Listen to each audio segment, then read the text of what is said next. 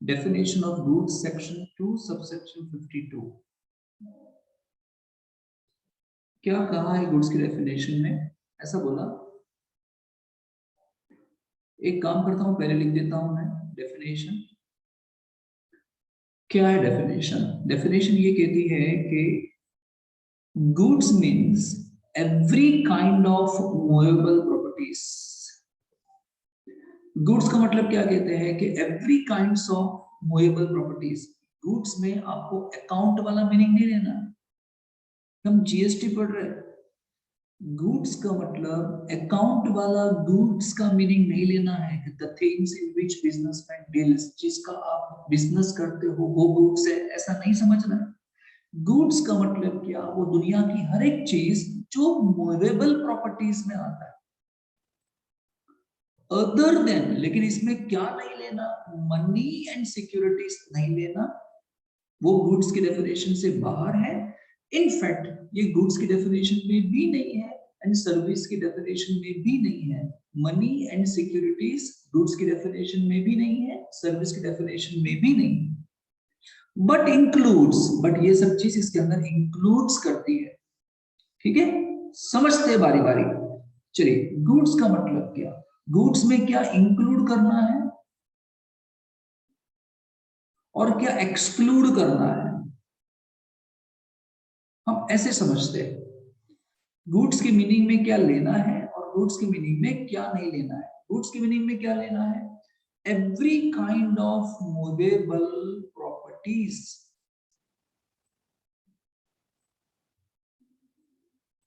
तो sir movable property किसे कहते हैं?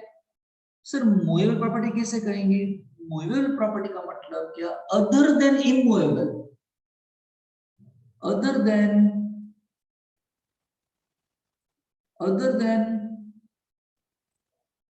इमूवेबल।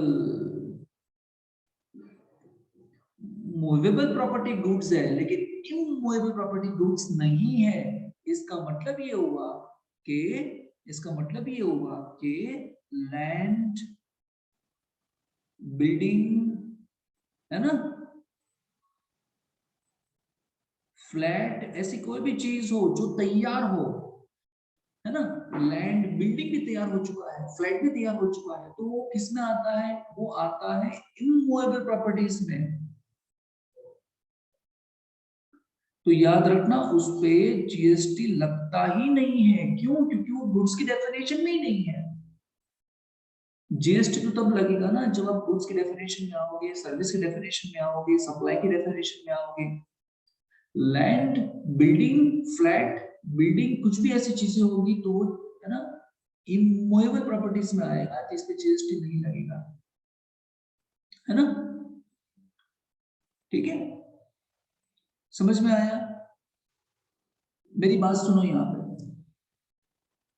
अगर आप मेरी बात यहाँ पे सुनो, अगर आप कोई फ्लैट बाय करने के लिए जाते हो, समझना, कोई आप फ्लैट बाय करने के लिए गए, अभी वहां पे फ्लैट्स तैयार नहीं है, अभी वहां फ्लैट तैयार नहीं है, वहां तो अभी पूरा मैदान ही है। बिल्डर ने अपनी सिर्फ ऑफिस ही वहां पे रखी हुई है और आप वहां फ्लैट बुक कराने गए और आपने फ्लैट बुक कराया, आपने 10-15 लाख का पेमेंट किया, तो याद रखना उस 10-15 लाख पे जीएसटी लगेगा क्योंकि वहां पे फ्लैट और बिल्डिंग तैयार नहीं था। आपने उस बिल्डर से कंस्ट्रक्शन की सर्विसेज ली है, ऐसा माना जाएगा, तो वो सर्विस की डेफिनेशन में आ जाता है। लेकिन एक बार बिल्डिंग तैयार हो जाए, फ्लैट तैयार हो जाए, पोजीशन आपको तैयार हो जाए देने के लिए, बिल्डिंग तैयार हो गया, अभी आपको पोजीशन मिल सकता है और आपने पेमेंट किया, तो ऐसे केसेस में जीएसटी लगेगा नहीं, because you are making payment for immovable properties, तो फिर जीएसटी नहीं लगेगा। समझ में आया क्या फर्क है दोनों के बीच में? चलिए, तो ये नहीं आएगा, मूवेबल प्रॉपर्टीज आएगा। फिर मूवेबल प्रॉपर्टीज को आप कॉमोडिटी बोलो, कुछ भी बोलो, कॉमोडिटीज बोलो आप, है ना, आर्टिकल्स बोलो, गुड्स बोलो, एसेट्स बोलो, कुछ भी बोलना है बोलो यार, इसको कोई फर्क नहीं पड़ता हमको, इस पे जीएसटी लगने वाला है।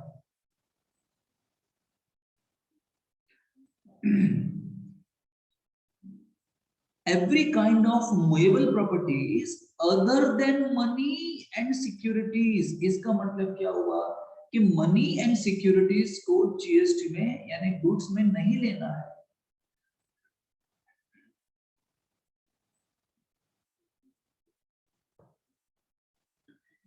ये मनी थोड़ी गुड्स हो गए, मनी गुड्स हो गए, क्योंकि वो मूवेबल है तो गुड्स हो गए, ऐसा कैसा होगा भाई? तो गवर्नमेंट ने स्पेसिफिकली बोला कि हम ऐसा बोल रहे हैं कि every kind of movable properties, लेकिन इसके अंदर आप मनी मत कंसिडर कर लेना। ऐसा तो ऐसा हो जाएगा ना कि फॉर एग्जांपल अगर मैं 2000 रुपए की छुट्टे लेता हूं किसी से, मैंने 2000 रुपए की छुट्टी लिए तुमसे, 2000 का एक पत्ता लिया, एक पत्ता दिया, 4 पत्ते 500 500 के लिए, तो भी जीएसटी लग जाएगा? नहीं नहीं नहीं, supply of money is not a supply of goods. समझ में आया? इसको ले लेंगे तो अनर्थ हो जाएगा, फिर तो अनर्थ हो जाएगा फिर। इसलिए ऐसा बोला गया कि supply of money is not a supply of goods, and that is why money के सप्लाई में जीएसटी नहीं लगता। तो मनी का मतलब क्या होता है? मनी का मतलब cash, currency, cheque, demand draft, है ना, ये सब चीजें इसके अंदर आ जाती है। दूसरी बात, किस पे जीएसटी नहीं लगेगा? सिक्योरिटीज की सप्लाई पे।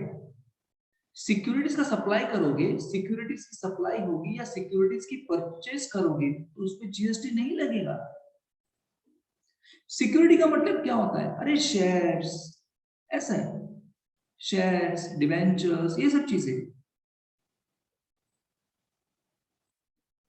तो उसमें जीएसटी नहीं लगेगा। क्यों? क्योंकि वो गुड्स ही नहीं है। तो अगर मैं सिक्योरिटी सप्लाई करता हूं, मैं सिक्योरिटी को सेल करता हूं या सिक्योरिटी को बाय करता हूं, परचेज करता हूं, तो मुझे जीएसटी पे नहीं करना है। एक्चुअली सिक्योरिटी के परचेज पे, सिक्योरिटी पे सेल पे सिक्योरिटी ट्रांजैक्शन टैक्स लगता है। कौन सा टैक्स लगता है? सिक्योरिटी ट्रांजैक्शन टैक्स लगता है, वहां पे जीएसटी नहीं लगता। आ रही बात समझ में? other than money and securities but includes actionable claims। yes, actionable claim अंदर लेने हैं,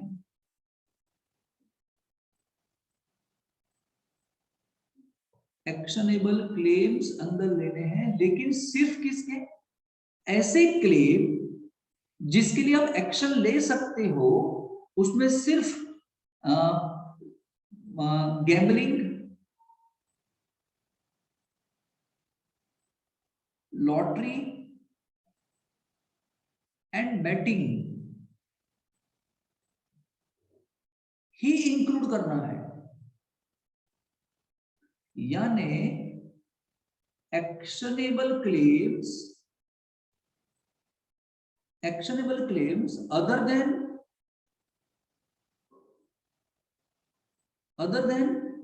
बोलो, gambling, lottery and batting goods नहीं है।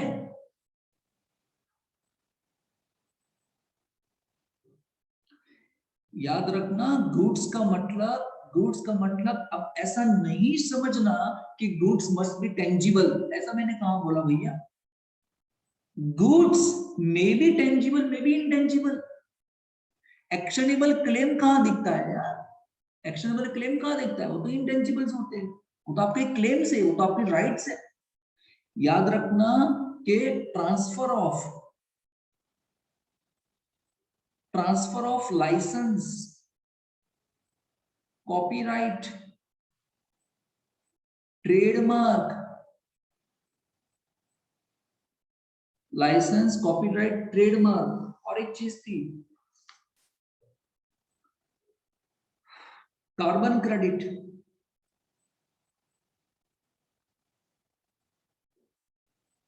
ये सब गुड्स है।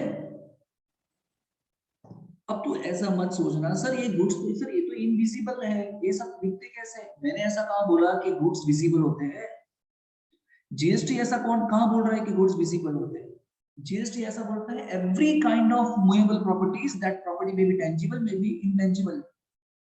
अगर गवर्नमेंट किसी को लाइसेंस दे रही है कोई चीज करने के लिए, तो गवर्नमेंट उस लाइसेंस के सप्लाई पे जीएसटी लेती है। अगर आप अपना कॉपीराइट किसी को सेल करते हो, सप्लाई करते हो, ट्रेडमार्क सप्लाई करते हो, तो जो कंसिडरेशन मिलता है उसमें जीएसटी लगता है।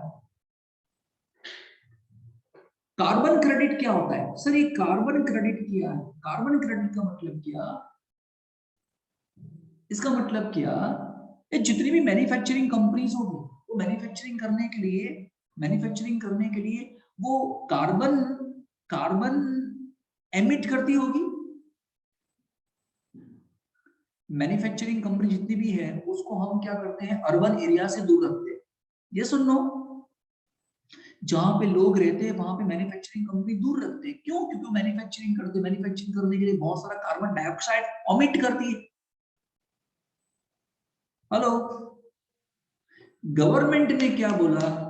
इधर देख, इधर गवर्नमेंट ने क्या बोला कि भाई मिस्टर सचिन, आप मैन्युफैक्चरिंग करते हो, आपको हर रोज इतना ही कार्बन डाइऑक्साइड आप ओमिट कर सकते हो, एमिट कर सकते हो। अगर मैं वो लिमिट तक नहीं आया ना, तो वो लिमिट में किसी और को सेल कर सकता हूं। हर रोज मुझे जो परमिशन दी गई एमिशन के लिए, वो मैंने क्रॉस नहीं की। पिछले 1 महीने से मैंने मैन्युफैक्चरिंग नहीं किया लॉकडाउन के अंदर, तो वो जो मैंने एमिशन की परमिशन थी, मैं किसी और को सेल कर सकता हूं, दूसरी मैन्युफैक्चरिंग कंपनी को, और उससे मैं पेमेंट ले सकता हूं, कंसिडरेशन ले सकता हूं। तो ये भी गुड्स आता है, ये भी गुड्स में है। समझ में आया? हेलो, एक्शनेबल क्लेम ऐसे क्लेम जिसके लिए आप एक्शंस ले सकते हो। ध्यान से, हाँ, एक्शनेबल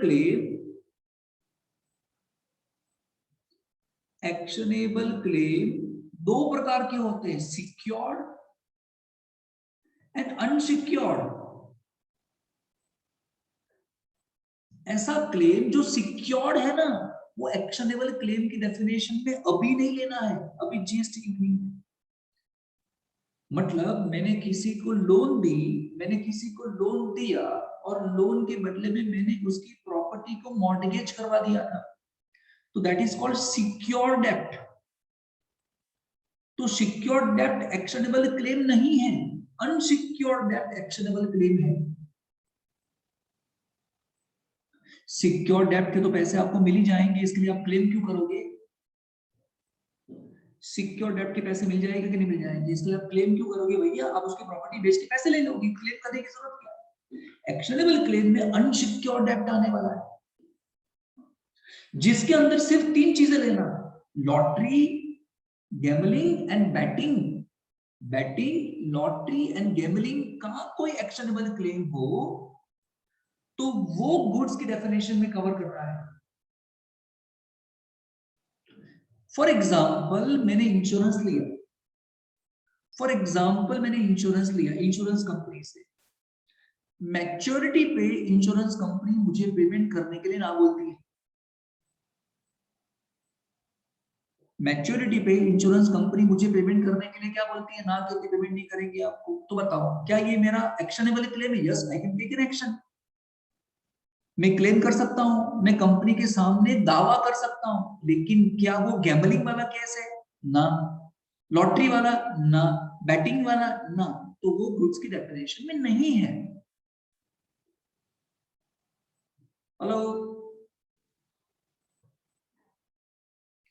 चलिए ये हो गया। फिर क्या लिखा था डेफिनेशन में?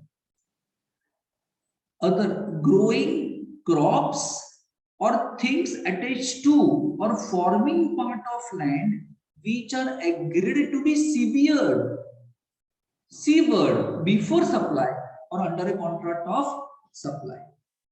सर इसका मतलब क्या हुआ? इसका मतलब ये हुआ, सुन सुन सुन, अगर मैं कोई जमीन, अगर मैं कोई लैंड, इस लैंड पे क्रॉप्स थे, इस लैंड पे क्या लगे बताओ? क्रॉप्स है। इस लैंड को मैंने सेल कर दिया क्रॉप के साथ ही, तो वो गुड्स नहीं है ना ना ना ना, तो गुड्स नहीं है। लेकिन मैंने क्या किया, इस क्रॉप्स को मैंने वहां से निकाल दिया, हार्वेस्ट कर दिया, क्रॉप्स को मैंने सीवर्ड किया, वहां से क्रॉप्स को निकाल दिया, ग्रास को वहां से निकाला, जमीन में से अलग कर दिया, फॉर्मिंग पार्ट नहीं रहा, उससे अलग करके उसको बेचा, सप्लाई किया, तो यस अब ये गुड्स बन गए।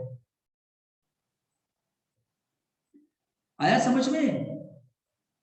हेलो, क्या लिखा है?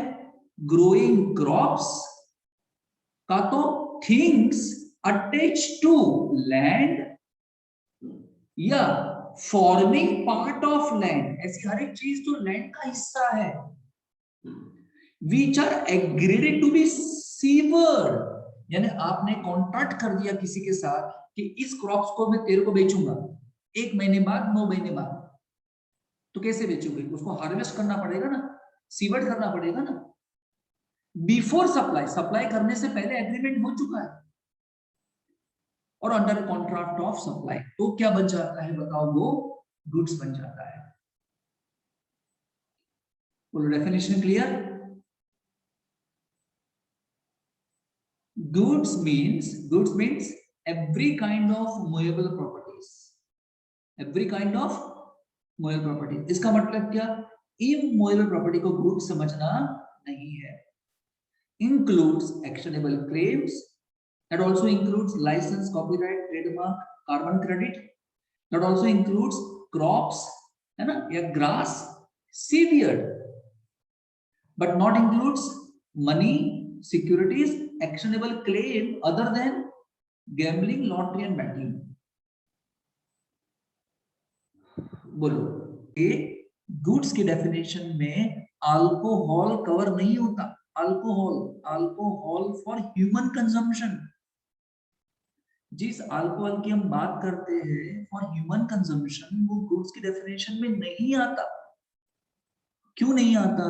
उसको अलग कर दिया है, बोल दिया है कि अल्कोहल पे जीएसटी लगेगा नहीं, उस पे हम पुराना टैक्स ही लगाएंगे, यानी जो एक्साइज लगता था वही लगेगा, जो वैट लगता था वही लगेगा, लेकिन इसमें जीएसटी नहीं लगेगा।